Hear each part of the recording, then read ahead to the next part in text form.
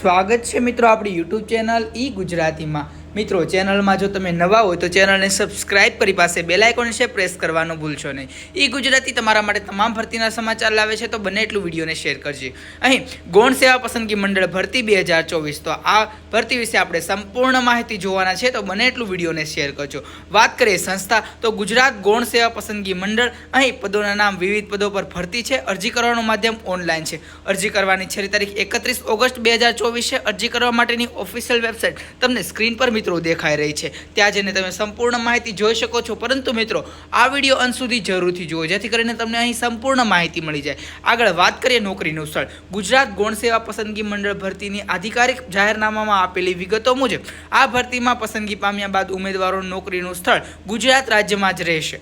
અરજી ફી વિશે વાત કરીએ મિત્રો તો આ ભરતીમાં અરજી કરવા માટે બિન અનામત વર્ગના ઉમેદવારો પેટે અરજી ફી પેટે મિત્રો અહીં 500 રૂપિયા, અનામત વર્ગના ઉમેદવારો માટે અરજી ફી પેટે 400 રૂપિયા ચૂકવવામાં પડશે। અહીં પદોના નામ વિશે વાત કરીએ તો ગુજરાત ગૌણ સેવા પસંદગી મંડળ દ્વારા ફાયરમેન કમ ડ્રાઈવરના પદો પર ભરતી કરવામાં આવી રહી છે। કુલ ખાલી જગ્યા વિશે વાત કરીએ તો ફાયરમેન કમ ડ્રાઈવરના પદમાં કુલ 117 જગ્યાઓ પર અહીં ભરતી કરવામાં આવી રહી છે। પગાર ધોરણ વિશે વાત કરીએ તો આ ભરતીમાં પસંદગી પામ્યા બાદ પ્રથમ 3 વર્ષ માટે માસિક પગાર 26,000 ફિક્સ, ત્યારબાદ સરકારના નિયમો મુજબ પગાર ધોરણમાં વધારો કરવામાં આવશે।